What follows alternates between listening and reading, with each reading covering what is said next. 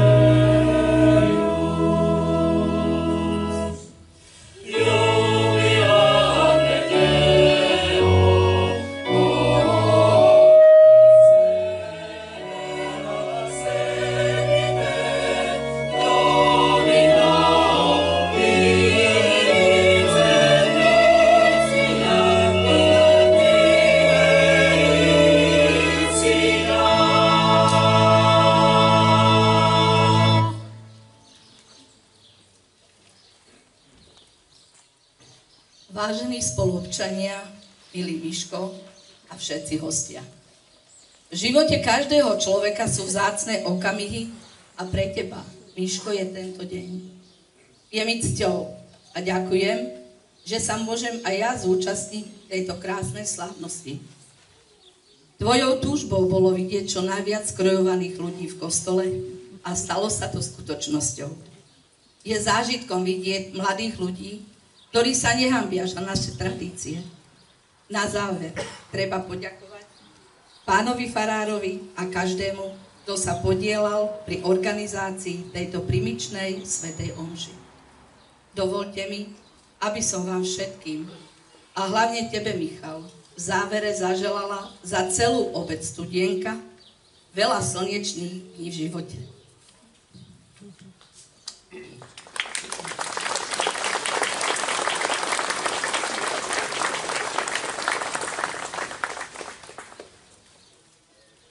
Milý Miško, Sviatosť kňazstva je veľký nezaslúžený dar, ktorý si prijal, ale je to dar nielen pre teba osobne, pretože je to vlastne služobné kňazstvo, čiže ty si ho dostal nie pre seba, ale aby si slúžil.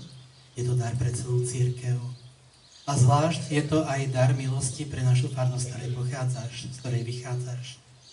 A teda pre túto maličkú farnosť je to naozaj mimoriadny okamih takéto primície, pretože vlastne posledný rodák z tejto farnosti, ktorý tu mal primície, bol pred 114 rokmi. Volal sa Miloš Klement Mlynarovič, ak si dobre pamätám. A čo sa historicky podarilo tak zistiť, pravdepodobne ešte jeden kňaz v minulosti bol z tejto farnosti. Niekedy v 18. storočí bol v Pezinku predstavením kláštora kapucínov, ale nevieme o ňom nič bližšie, len jeho reholné meno a dátum, alebo roky, kedy bol predstaveným a kedy zomrel, ale viac o ňom nevieme, len teda vie sa, že pochádzal z Hasprunky, takže v podstate si tretí rodák pravdepodobne, ktorý sa stal kňazom z tejto farnosti. Takže je to pre nás aj krásna, ale naozaj milosťou naplnená udalosť, keď prichádzaš sem, aby si tu slávil svoju primičnú svätú omšu. Pristup teda k oltáru a začni sláviť túto krásnu slávnosť.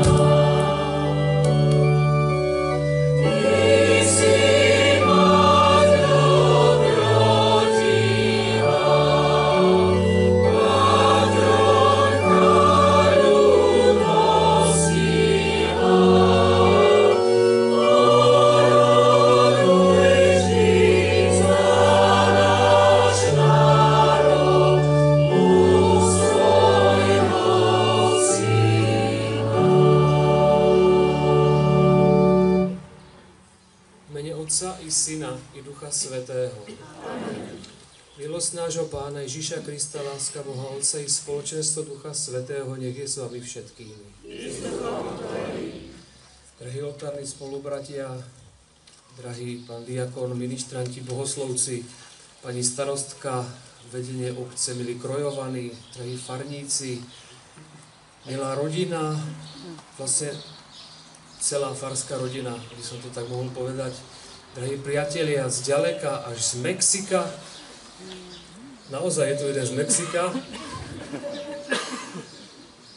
zástupci farnosti z Kutnej Hory a z okolitých farností, srdečne vás tu vítame na tejto primičnej svätej omši a vyjadrujem radosť, že ste prišli spoločne osláviť túto udalosť v mojom živote, ktorá vlastne naplňa radosťou mňa, dúfam, že aj vás.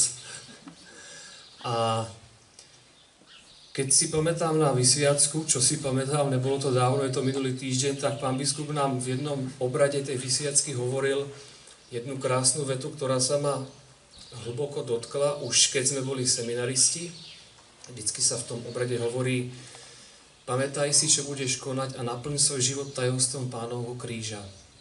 A toto je aj situácia teraz, keď sa tu nachádzame v spoločenstve, aby sme si v tichosti teraz uvedomili, čo budeme konať, aby sme naplnili túto chvíľu tajomstvom Pánovho kríža v spoločenstve s preblahoslavenou Pannou Máriou, vlastne s ktorou dnes sa budeme, vlastne jej formulár budeme brať o Deň bolestnej Panne Márii a v tejto chvíli môžeme odovzdať všetko, čo nás trápi, všetky naše bolesti, ale i radosti všemohúcemu Bohu. A takisto v tichosti môžeme ľutovať všetko, či sme sa previnili proti Bohu i voči našim blížnym.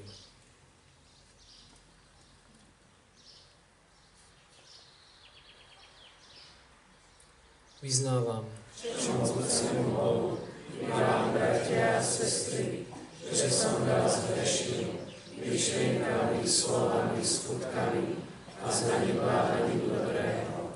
Moja vina, moja veľká vina. Preto prosím blahoslavenú Máriu vždy Pannu, všetkých anjelov a svätých, i vás, bratia a sestry, modlite sa za mňa, Pánu Bohu nášmu. Nech sa zmiluje nad nami všemohúci Boh, nech nám hriechy odpustí a privedie nás do života večného. Amen.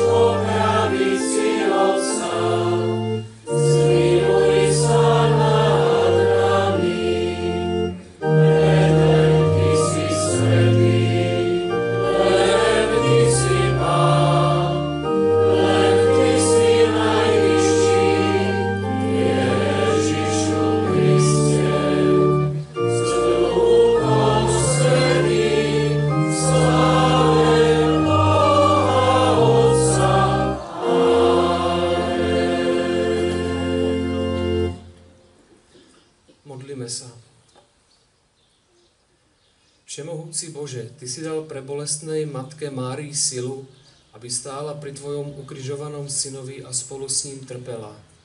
Daj, prosíme, aby sme aj my ochotne niesli svoj každodenný kríž v spojení s Kristom a tak dosiahli účasť na jeho zmrtvých staní.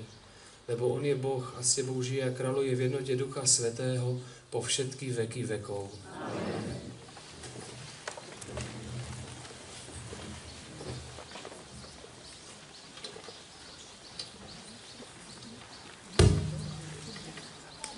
Čítanie zo skutkov apoštolov.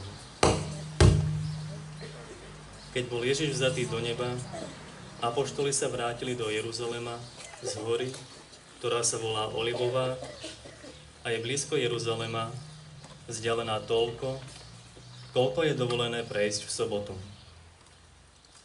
Keď tam prišli, vystúpili do hornej siene, kde sa zdržiavali Peter a Ján, Jakub a Ondrej, Filip a Tomáš, Bartolomej a Matúš, Jakub Alfejov, Šimon Horlivec a Júda Jakubov. Títo všetci jednomyselne zotrvávali na modlitbách spolu so ženami, s Ježišovou matkou Máriou a s jeho bratmi. Počuli sme Božie slovo. Bohu vďaka.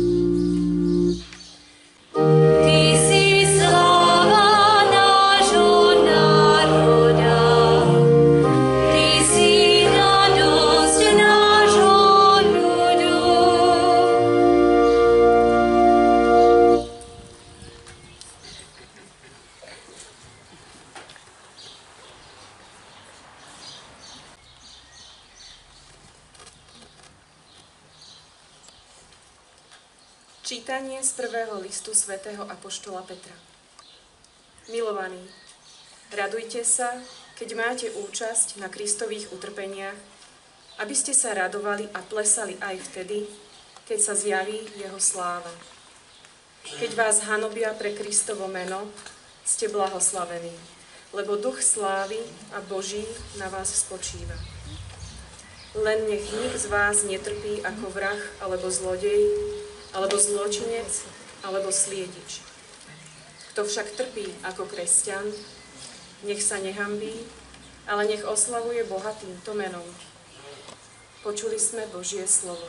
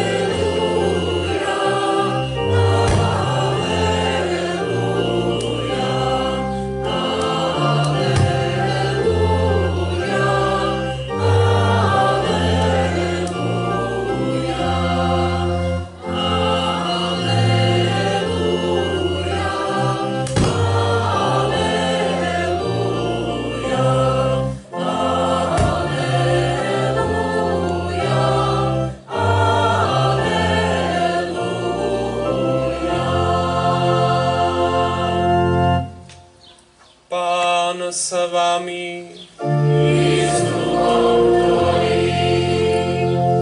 Čítanie zo svätého Evanjelia podľa Jána.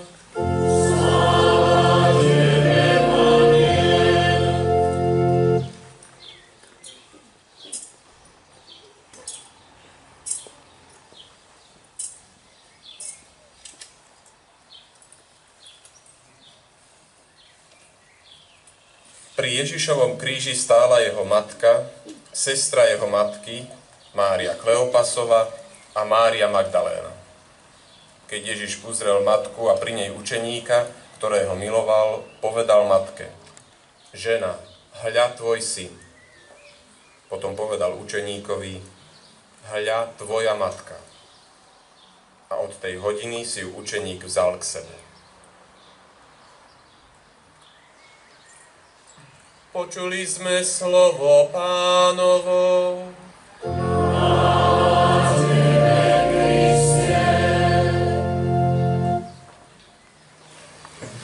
Drahý náš primicián, pán dekan, bratia kňazi, milá rodina, rodičia nášho primicianta, aj všetci, ktorí prichádzate s radosťou a s vierou, s radosťou a s láskou, s radosťou a pokojom.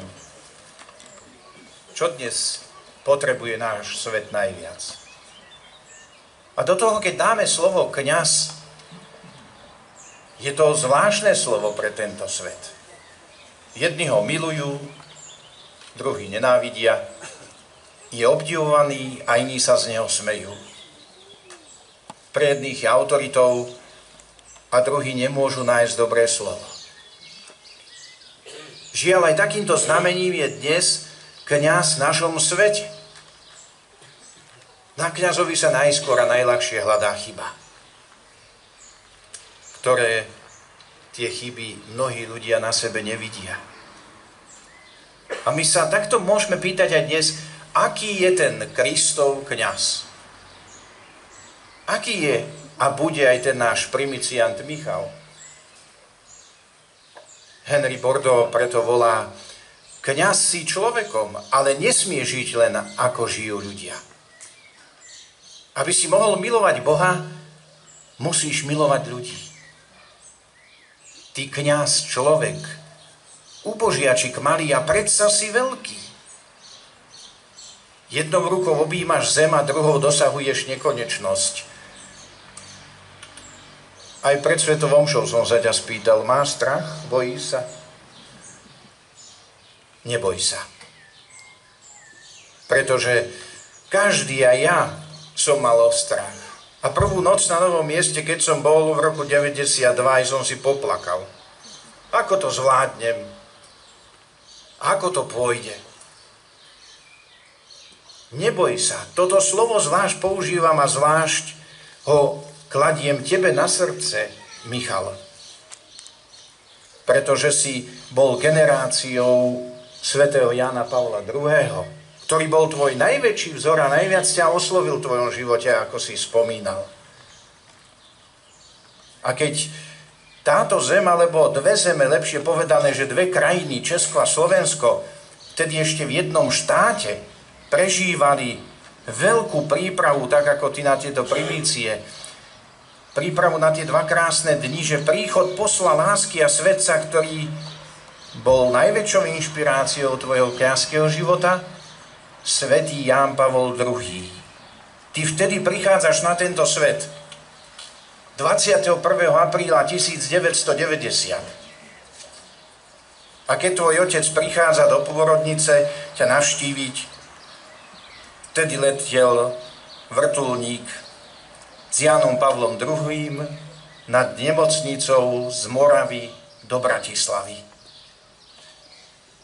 A možno to bolo také zhliadnutie aj toho veľkého svetca na tú pôrodnicu, kde si bol so svojou mamičkou.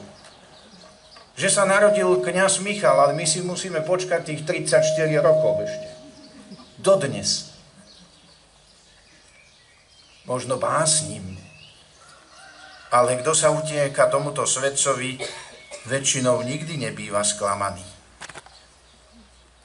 prišlo tvoje detstvo, preletelo. Bol si ministrantom a tuším si to aj skúšal už kázať vtedy. Tvoji príbuzní a susedia hovorili, že na strome, možno ako Zachej. Kto vie, či sa to dalo počúvať. Ale bolo to určite veľmi dojímavé, že ako už tam ťa Pán si vzal do svojho náručia. Vyskúšaj si to, Michal, lebo raz to príde.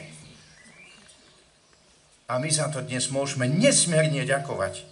Aj za pána farára, ktorý ti bol príkladom, ako si spomínal, pán Augustín Škoda. A samozrejme, že prešli roky, ty si študoval a prišiel rok 2010. Keď som bol ja v Malackách a ty si začal hrávať na organe, a ja som na tebe pozoroval, že niečo je v tebe a je hlboké. A pýtal som sa ťa, dával otázky, impulzy. A nie len tebe. Tedy som bol nejaký taký žhavý aj tvojmu spolužiakovi Martinovi. Že ako sa chlapci rozhodnete, kam pôjdete? Či neodpoviete Pánovi? Samozrejme, že bolo to hlavne na vás, ale mne to pripadalo ťažké štúdium, lebo to bolo 5 rokov otázok, odpovedí, 5 rokov rozhovorov, pokiaľ prišiel tá vzácna chvíľa. Možno to čakanie bolo dlhšie ako samotné štúdium. Až prišiel ten máj roku 2015, keď som prežíval ja zvlášť žiaľ po smrti matky, ale rozhodol som sa putovať s maltézskou pomocou s chorými do Lourdes. A pozval som aj teba, Michal. Poď. Možno, že sa rozhodneš a Panna Mária niečo s tebou prekomunikuje a rozhodne. A tam som sa ťa tiež opýtal, quo vadis, Michale? A zažil som, áno, krásne rozhodnutie a chvíľu, keď si ma zavolal pred Lurdskú jaskyňu, kde sme stáli, a ty si mi povedal svoje rozhodnutie, že idem za kňaza. Zažil som tam už aj uzdravenia mnohých chorých, mnohé zázraky. Ale zázrak povolania som zažil za 30 rokov, za tých 80 krát, čo som bol v Lurdoch, prvýkrát. Prvýkrát. A to značilo veľmi veľkú silu od Božej Matky Márie. Dovolím si citovať matku Terezu, ktorá hovorí, nikto na svete by nemohol byť lepším kňazom ako Mária. Ona však napriek tomu ostala iba Pánovou služobnicou. Taká nesmierna veľká pokora Božej Matky Márie. A tu, aby sa zo svojho kňazského života nikdy nestrácal, Michala. Pokora. Tá robí človeka veľmi veľkým. A teda naozaj vedel som, že jedine Mária ti môže pošepnúť, poď za mojím synom Ježišom. Pripadalo mi to ako príbeh z Pátra Pia, keď kňaz, ktorý mal krízu, prišiel hľadať riešenie k Pátrovi Piovi. Nevedel ani slúžiť omše, bojoval sám so sebou. A bál sa ísť za Pátrom Piom, lebo išiel k psychiatrovi, lekárovi a ten mu povedal, vy ste mladí, vy potrebujete mladú, peknú, krásnu ženu, nie celibát. A pátri boli takí sklamaní, hovorili to Pátrovi Piovi a ten hovorí, viete čo, ten lekár má aj pravdu. Ten kňaz potrebuje mladú, krásnu ženu a ukázal na obraz Božej Matky a to je Mária. Tá dokáže vyriešiť jeho krízu. Tá ho dokáže zdvihnúť. A po viacerých návštevách naozaj tento kňaz sa vrátil do pastorácie. Miško, bratia kňazi, vy všetci, my potrebujeme celú krásnu Pannu Máriu. Sme nedaleko od Čaštína, ktoré je miesto našej sedembolestnej Panny Márie, patronky Slovenska. My ju potrebujeme na Slovensku. Nech táto svätá omša aj dnes zaletí do baziliky, do Šaštína. Počuje ju aj Mária, túto svätú omšu. A po tých 9 rokoch jej opäť môžeš povedať to, čo si jej povedal v Lurdoch. Lebo je tu, aby nám pomohla, aby nás chránila, aby sme sa zmierovali a milovali. A nie, že na Slovensku v nejakom hneve sa budeme strieľať a nenávidieť. Kam to všetko zašlo? Miško, budeš rovnako v ťažkých podmienkach svedčiť o láske, viere, nádeji v Čechách, kde sú ľudia, ktorí potrebujú lásku kňaza. Oni sú nám veľmi blízki ako národ. Len ešte vďaka Bohu, že tu je oveľa väčšie percento veriacich ako tam. A vidíš, že kde ťa Pán Boh aj chce mať, toto nie sú ľudské plány a že ľudia to urobia, alebo to nie, kde ťa chcel Pán volať, tam ťa volal. Lakordie sa vyznáva, nič nechcem od kňaza, len aby mi dal Boha. A Papíny napísal, spása sveta je v rukách kňaza. A drahý náš Primicián, čo všetko bude v tvojich rukách, čo všetko bude v tvojom srdci, ale vždy dávaj ako kňaz Pána Boha a jeho lásku, porozumenie, odpustenie, obetu. Povolanie kňaza je nezaslúžený dar. Kňaz si to dobre uvedomuje, že Boh dáva do jeho rúk to najcennejšie, čo stvoril, a to sú ľudské duše. Nedávno som bol u pátra Pia San Giovanni Rotondo a keď som čítal ten príbeh, niektorí ho možno odo mňa aj počuli, tak som tomu neveril, ako mladý chlapec Probe Vaccarini, mal 30 rokov, zažil vojnu, druhú svetovú, bombardovanie a povedal, zmením svoj život, lebo v duši mal peklo. Páter Pio mu povedal, keď ho spovedal, ho vyhnal, keď sa nezmeníš, ty skončíš zatratený. A tento chlapec sa začal meniť. Mal 30 rokov a Páter Pio mu našiel aj manželku, Annu Máriu. Mali spolu 7 detí, 4 chlapcov, 3 céry. A teraz, čo je neskutočne neuveriteľné, z tých 4 synov sa 3 stali kňazmi.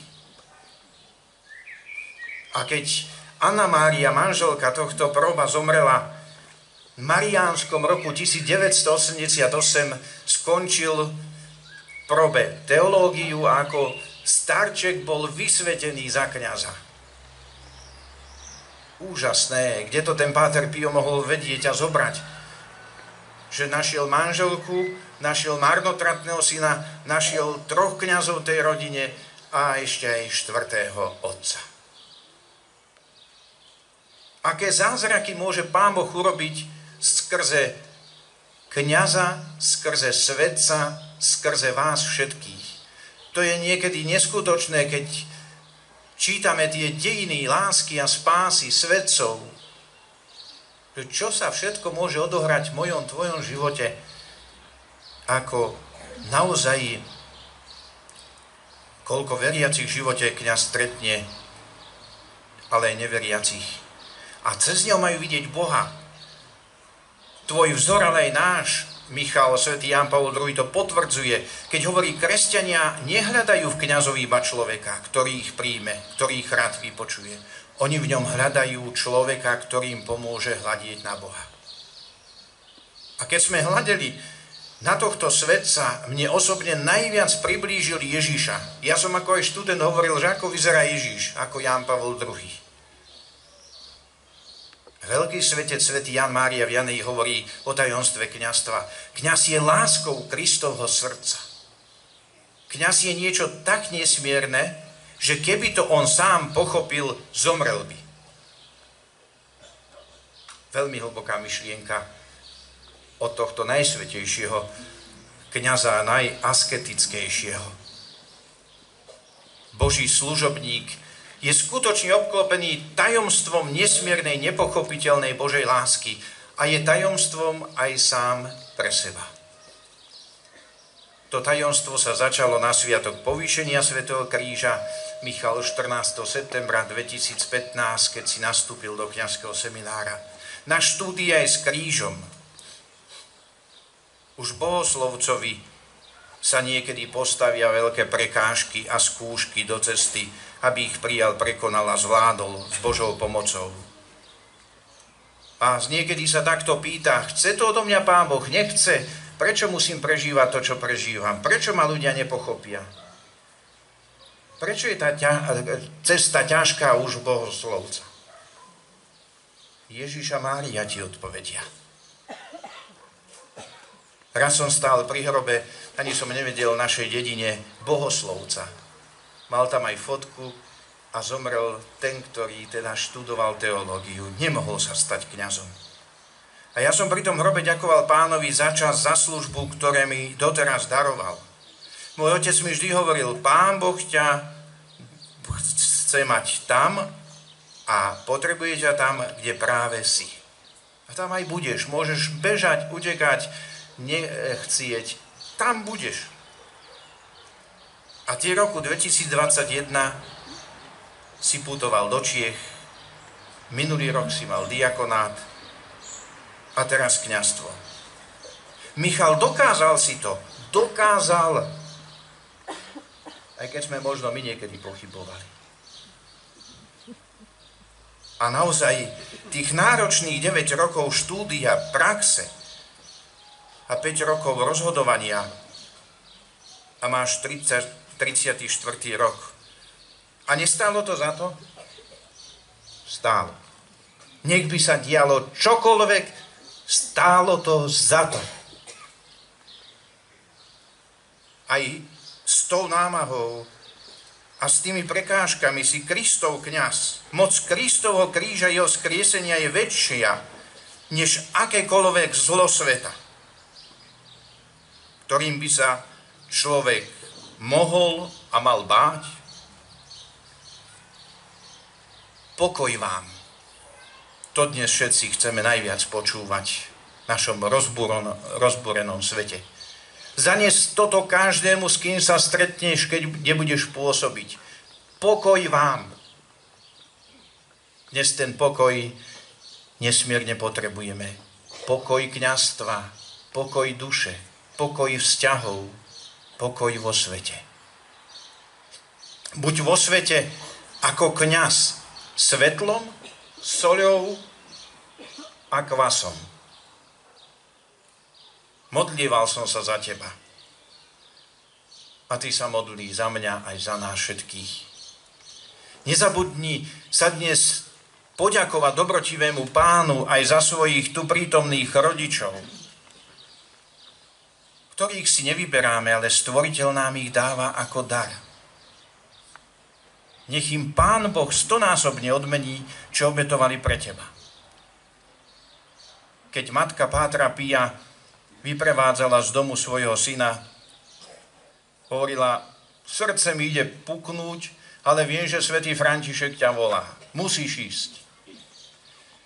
A dala Pátrovi Piovi do rúk ruženec a povedala, 2 veci ťa budú vždy sprevádzať. Ochrana Panny Márie a srdce tvojej matky. A vďaka za srdce tvojej matky, že si sa mohol narodiť a že ťa vychovali. Milý Michal, keby to bolo v živote akokoľvek ťažké, aby si nikdy nerezignoval, neprehral, vždy vstaň pod krížom aj s krížom, aj keby ti nikto nerozumel a nikto ťa nechápal. Vždy chod za Ježišom, za jeho matkou a tak sa nestratíš. Ako by som mohol zakončiť, ak nie Jánom Pavlom II, ktorému raz priviedli bezdomovca, ktorý žobral pri Vatikáne a bol to kňaz. 2 Američania ho tam našli, dali sa do reči s ním a povedali potom Jánovi Pavlovi II, išli k nemu na audienciu, že tam vonku je bezdomovec a je kňaz. On sa veľmi zamyslel a hovorí svojmu tajomníkovi: nájdite ho a rýchle mi ho privedte. A keď našli tohto bezdomovca kňaza, on sa triasol, že ho volá pápež. Tak prišiel k svätému otcovi a svätý otec ho objal a poklakol si pred ním. A hovorí mu, tomu bezdomovcovi: ty si kňaz na veky. Prosím ťa, vyspovedaj ma. Vraciam ti právomoci spovedníka. A Ján Pavol II sa vyspovedal u kňaza bezdomovca, ktorý povedal po tej spovedi: vrátim sa do cirkvi. A odtedy žil v kláštore. By sme sa možno pýtali, či je to skutočné. U svetcov áno. Ale i u každého kňaza to môže byť skutočnosť.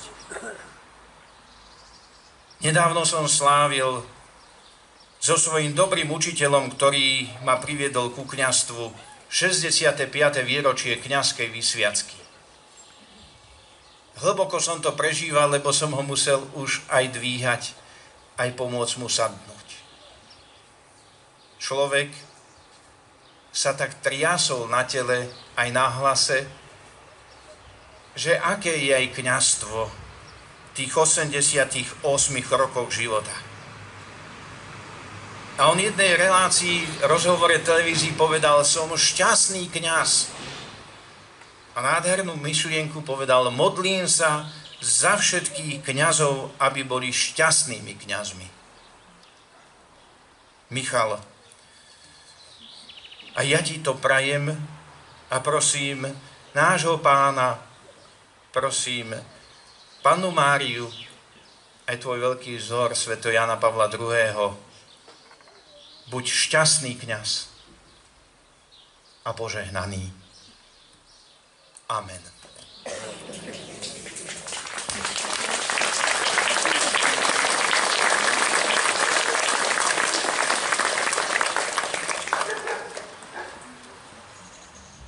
Bratia a sestry, schádzame sa pri slávení Eucharistie, ktorú nám zanechal Kristus a tak ostáva stále s nami. Zjednoťme svoje mysle v modlitbe a vrúcne prednesme Bohu svoje prosby.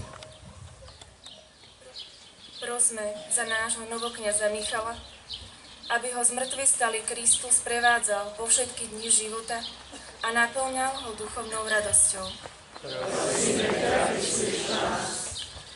Prosme za všetkých, ktorí nášmu novokňazovi Michalovi pomáhali dôjsť až k Pánovmu oltáru, aby ho aj naďalej sprevádzali modlitbou a priateľstvom.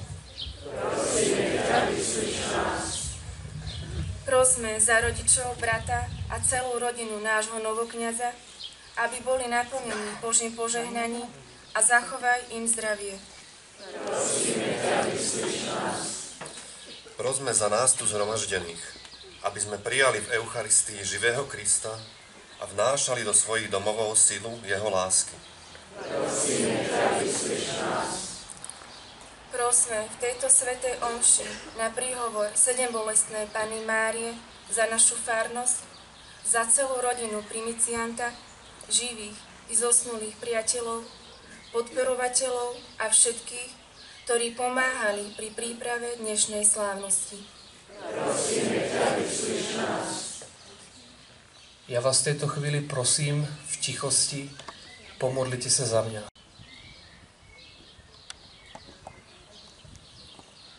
Bože a Otče náš, Tvoj Syn pre nás podstúpil najvyššiu obetu na kríži. Prosíme ťa, vypočuj prosby, ktoré sme Ti predniesli a na príhovor sedembolestnej Matky, Panny Márie, naplň náš život tajomstvom Pánovho kríža. O to ťa prosíme skrze Krista, nášho Pána. Amen.